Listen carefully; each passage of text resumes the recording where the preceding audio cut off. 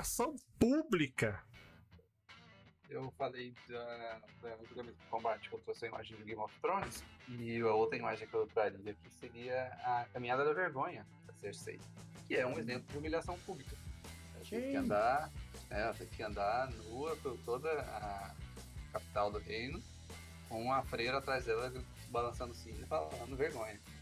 E as pessoas também adoram isso, né? Tanto quanto o julgamento por combate é você ver uma pessoa numa situação pior do que você.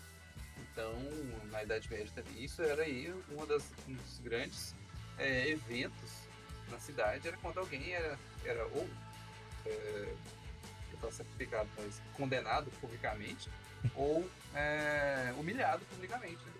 Então, o que a gente vê na imagem, inclusive, é uma imagem de um pelourinho, que é aquele famoso instrumento onde a pessoa fica com as mãos e com a cabeça presa numa tora de madeira ali, e muitas vezes ela fica exposta para que o público faça o que quiser com ela, ou humilhe da maneira que quiser.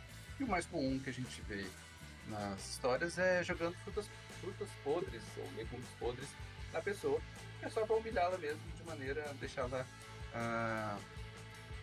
desacreditada. Tem uma série também que logo no primeiro episódio acontece um tipo de humilhação pública assim, que é Salem. Salem é uma série sobre bruxas que se passa na cidade de Salem, que é uma cidade predominantemente puritana, né, da Nova Inglaterra. E logo no início ele tá preso no pelourinho e ele ganha uma marca na testa, ferro quente, de um F, de fornicador, porque ele fornicou fora do casamento. Então, esse foi a humilhação e ele acaba tendo que carregar pro resto da vida aquela marca na testa, né? Que é um outro tipo também de humilhação pública, marcações. O Marcelo comentou também da violência em relação ao roubo, né? Tipo, se o menino for pego roubando, a gente corta a língua.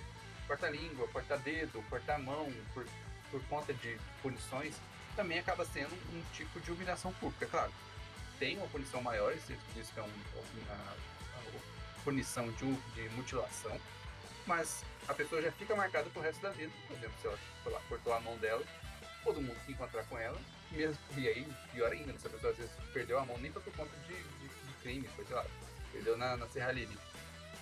Ela fica estigmatizada para sempre como um criminoso.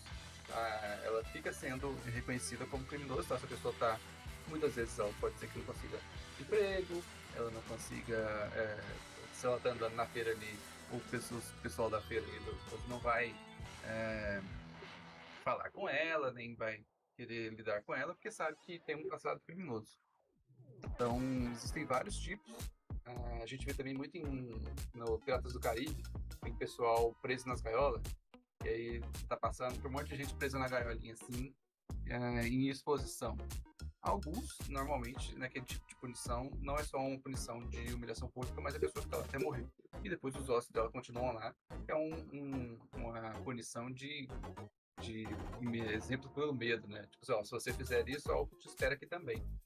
Então, é uma questão em relação a expor o criminoso à humilhação pública para poder usá-lo como exemplo de, se você fizer isso aqui vai acontecer com você também. Você vai ficar reconhecido para sempre, marcado para sempre como um criminoso ou pelo ato que você executou. E a gente está falando de crimes aqui, eu lembrei que a gente esqueceu de falar sobre o comportamento dos jogadores frente aos crimes, né? A gente acabou não tratando muito disso, mas era um assunto também que era um dos principais assuntos que a gente queria falar aqui, que muitas vezes tem gente que resolve tudo na porrada. O cara esbarrou em mim na taverna, corta a cabeça dele com a espada. Então, tem uma galera que acha que tá acima da lei por ser o personagem principal, né, por ser jogadores ali, por isso resolve tudo com extrema violência. O Marcelo já citou muito esse caso que eu falei da taverna, ele já citou muito sobre isso, que se você reage de forma armada a uma briga, por exemplo, de taverna, que tá na porrada, uma coisa assim, você tá reagindo com uma proporção muito maior a aceitável a esse tipo de agressão, né?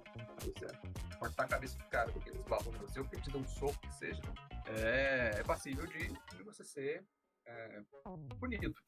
A mesma coisa que eu vejo muito pessoal discutindo A gente pensou nesse assunto porque tinha visto muitas pessoas discutindo na internet sobre meus jogadores gostam muito de roubar o pessoal das lojas, porque eles acham que eles estão acima da lei, eles fogem, ou eles não se preocupam em ser presos, ou enfim, se consideram acima da lei, e aí ficam roubando os mercadores da cidade, de onde eles vão. Lembro até do Chico, que joga aqui com a gente. Tem uma cena clássica dele de uns 20 anos atrás, em que ele vendeu um item para um cara, que ele comprou no leilão, não sabia para que servia, era um colar. Ele tinha um colar com 3 moedinhas, ele vendeu esse item para um cara. Aí o cara sabia que esse colar ele fazia um desejo e ele podia realizar esse desejo dele. Cada subia uma moedinha desse colar e realizava esse desejo. Quando o Chico viu esse cara fazendo isso, ele foi lá e matou o cara e pegou de volta o colar. E ficou meio que por isso mesmo, sabe? Porque era esse pensamento de que os jogadores estão acima da lei. Então, é muito importante que a gente está falando todo esse tipo de crimes, de castigos aqui, para você colocar na sua mesa, no sentido de que pensamento dos seus jogadores, de que os personagens deles não estão acima da lei. Eles devem agir de acordo com a lei vigente e do país que eles estão, né, ou do estado, ou do local onde eles estão, porque eles assumem, de fato, a camisa deles de heróis, né? Ou se você estiver jogando seu grupo com um grupo de vilões, para poder também justificar as maldades deles, né? Você saber que, isso que você está fazendo aqui é crime, portanto, é bom para você porque você é mal. Então é bom porque é mal. É bom porque é mal.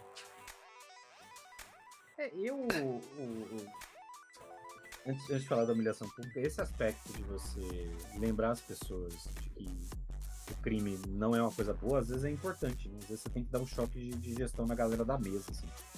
Você tem que falar... Eu gosto muito porque a galera tende, inclusive, a pensar, essa síndrome do protagonista, que tipo, não, existe uma lei, mas não vai funcionar exatamente assim comigo. Os caras não vão caçar essa briga comigo, brother. Vão, entendeu? Tipo assim... a menos que eu apresente... entendeu? A menos que eu apresente um lugar como... cara, é um reino pirata, assim, um lugar pirata, não tem absolutamente lei nenhuma. A lei é, se você conseguir socar o cara e pegar as coisas dele, você pode. Tudo bem.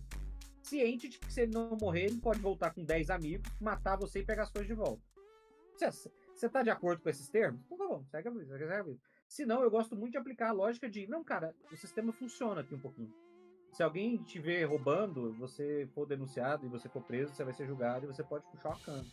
E aí pode ser que os caras resolvam que a humilhação pública você vai ficar ali no pelourinho, e aí depois vai ter um processo público em que eles vão cortar uma mão do seu personagem. E aí, se você quiser fugir e não aceitar a sua punição, ok, mas a partir de agora vocês são fora da lei. Vai ter cartaz de procurado pelo reino. Vocês vão, dependendo da pessoa que vocês tiverem mexido, eles vão contratar mercenários para perseguir vocês. Talvez vocês sejam... Se vocês matarem os primeiros mercenários, vocês vão ser acusados de outro crime, porque esses mercenários estão exercendo uma função legítima. Então agora vocês estão sendo procurados por homicídio, não mais por roubo. Então você consegue dar para as pessoas uma dimensão de... O caminho do crime não tem volta nesse cenário, às vezes. Não recorra a ele.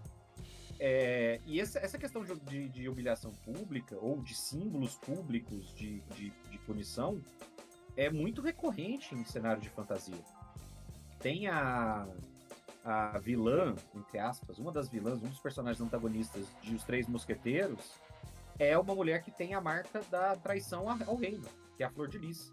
Então, assim, na França, se você cometer um crime de traição à coroa, ao reino da França, você é marcado com a Flor de Lis para que todo mundo saiba que você não é uma pessoa confiável, você cometeu um crime capital, assim, um crime muito, muito grave. E aí você provavelmente cumpriu pena em algum momento e tal. Então, e eles fazem isso logo de cara, tipo, não é no final da cadeia, eles fazem na hora. Você foi julgado, antes de sair do tribunal, toma aqui. Vai que dá uma merda e você foge, as pessoas sabem. Você não vai escapar, você não vai esconder isso. E no cenário de fantasia você pode fazer isso indefinidamente. Você pode fazer isso com magia. Em qualquer lugar que... Os caras podem jogar uma magia em você que em qualquer lugar, qualquer cidade que você chegar, que tenha lá um obelisco de vigilância, todos os guardas recebem um ping imediatamente na cabeça deles de que algum bandido entrou na cidade nesse momento. E aí? Boa sorte. Não pode ser tapado por nenhum tipo de controle. É isso, não tem como você esconder e tal, os caras imediatamente sabem. se você dá esse cenário, você pode ter certeza que as pessoas vão pensar 2 vezes antes de cometer qualquer crimezinho do tipo, não, eu só vou bater uma bolsinha de moeda na taverna. Ele vai pensar 2 vezes. Eu gosto de trabalhar do cenário que eu uso. Eu gosto já de trabalhar umas questões mais definidas. Quando o lugar é mais organizado, mais rígido, menos rígido. Então eu deixo isso bem claro. Então tem locais lá que o cara foi pego roubando. Se o guarda ele viu, ele já pode chegar e aplicar punição na hora. Arranca um pedaço. E pronto. Tem outros que não, tem outros que funcionam de maneira mais burocrática. E eu lembro que uma certa feita estava narrando para o pessoal, mesa 9, história curta. O grupo foi lá, tinha o Bardo Transão, tinha o Ladino amigo do Bardo Transão, tinha um guerreiro que estava muito empolgado porque tinha um amigo Bardo Transão e um Ladino Transão, e tinha um clérigo neutrão que era mais, cara, dá um jeito aí, cara, faz essas coisas não. E eles chegaram, isentão. Aí chegaram lá no canto lá e falaram assim, vamos ver as coisas aqui, como é que são nessa cidade, porque nós temos que achar nosso contato aqui e seguir pra onde a gente tem que seguir. Aí todo mundo falou, não, beleza. Aí o clérigo foi pra um lado lá, ele tinha uma carroça, tinha um cavalo, tinha essas paradas. E o bardo, o ladino e o guerreiro foram pro meio da cidade, que era achar a feira. Foram pra feira. Chegaram lá, começaram a simular uma briga. E o bardo começou a botar pilha e organizar uma rinha entre os dois, fazendo a galera apostar, né? E já tentando combinar o resultado, que era pra ganhar mais grana. E aí a galera ficou em volta, ele ficou atiçando, empolgando geral, a galera empolga, o cara é bardo, sabe falar, sabe mexer com a emoção das pessoas. E aí os dois começaram a brigar, o ladino e o guerreiro. Aquela briga fingida, né? Aí né, faz aquele um tentando bater mais fraco, mas não pode bater fraco demais, senão vai parecer que não é briga. O outro é fraquinho, que também não pode escapar fácil, senão não vai ter jeito. E nessa, os 2 guardas aparecem lá no meio da rodinha. Só que ele tenta impedir? Não tenta impedir, não. Eles vão lá no cara que tá atiçando a galera e pegando as apostas. Chega pro cara e fala assim, ei, escuta aí. Você tá organizando rinha aqui, cara? Ele, não, o pessoal começou a brigar e aí eu decidi fazer isso aqui na hora, não pode não. Não, esse tipo de coisa aí tem que ter permissão, mas eles começaram a brigar, você não conhece eles não, eles começaram a brigar aí do nada. Eles começaram a brigar do nada, eu só aproveitei e falei, entendi. E como é que tá o prêmio aí? Tá tanto por tanto aqui e... Se ganhar o fulano, tem que dar tantas de prata, e se ganhar o ciclano, tem que dividir uma de ouro aí com a galera. Você tem o dinheiro do prêmio aí? Aí o bardo travou, né? Porque ele não tinha grana nenhuma. Começou a fazer as apostas sem ter o money. Você tem aí pra bancar? Tenho, e ficou nessa do tenho. Tentaram fugir no final da briga. Foram os 3 presos. Qual que era a prisão? Era de manhã. Eles foram colocados numa gaiola, numa carroça, no meio da feira, no sol, o dia inteiro. Lá, a galera passava, olhava. Aí veio o clérigo procurando eles, né? Chega lá e cadê os caras? Ele pensou assim, deve ter arrumado confusão, vou ver se eu acho algum guarda aí pra ver se eu tenho alguma orientação. Quando eles vão lá na área dos guardas, tá lá a carroça lá com a grade. E... Ô, seu guarda, tudo bom? Tudo bom. O que esse pessoal aí fez? Estavam fingindo a rinha ali, só que fazeram aposta, só que eles não tinham dinheiro pra cobrir a aposta não, tava enganando o pessoal. Falei pra ele que se ele me mostrasse essa moeda de ouro, eu liberava eles, mas como eles não têm, então vão ficar aí, passar o dia, vão dormir na cadeia pra ir pra julgamento. E os caras lá tudo assim, ele é povo malandro, né? Esse povo aí não tá nada, mas você não tem problema em deixar esse pessoal aí no sol não, o dia inteiro. Aí falou, não, tá tranquilo. Agora, você acha que eles estão aí passando muito calor? Taca aquele balde ali neles, ó. Aí foi, catou o balde lá e tacou urina. Uau! O próprio clérigo. Aí o povo riu e começou a não sei o que. E eles ficaram lá todo mijado, no sol, sofrendo. quê? Porque era o baldinho dos guardas que tem que ficar parado lá, né? Então, já fez o dever de casa, né? Humilhação pública. Só que aí o clérigo lá tentando ajudar ainda conseguiu passar a moedinha pra eles escondido, porque ele foi lá no feirante, comprou um tomate por uma moedinha, botou a moeda de ouro dentro do tomate e tacou na cara do bardo. E aí o bardo falou: consegui achar a moeda aqui, ainda conseguiu sair no final do dia. E não precisou ir para julgamento, porque afinal de contas ele não estava enganando, ele só estava fazendo algo proibido. Os jogadores ficaram putos da vida e mijados. Falando isso, é interessante você falar também a importância dos personagens, ao chegarem no local, procurarem saber quais são as leis, né? Que elas mudam de um lugar para o outro, e aí pode ser que na cidade de onde eu venho é de boa fazer aposta, mas aqui não é, então é uma preocupação também que os jogadores precisam ter. Se eles estivessem no meu cenário, se eles estivessem em Calípoda, eles teriam perdido a mão. Não precisava ficar na jaula lá, nem precisava ficar molhado de mijo. Eles só iam perder a mão, na hora. Eu pessoalmente estou a favor desse tipo de punição, justamente para dar o exemplo pros caras.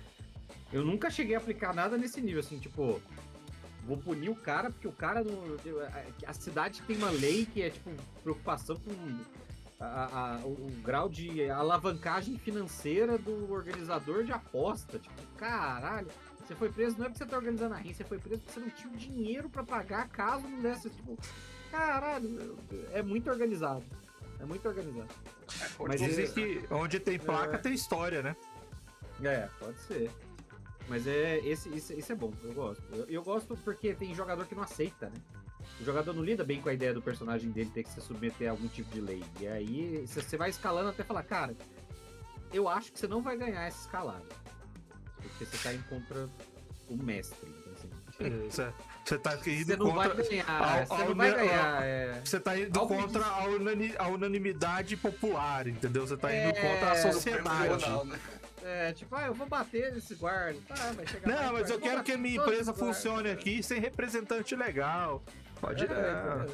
Você tem que olhar, você tem que entender que nível de poder tá do outro lado da conversa. Você não entende isso, você vai realmente perder toda a sua plataforma. Que, aliás, vale metade do que você pagou por ela. Vamos lá.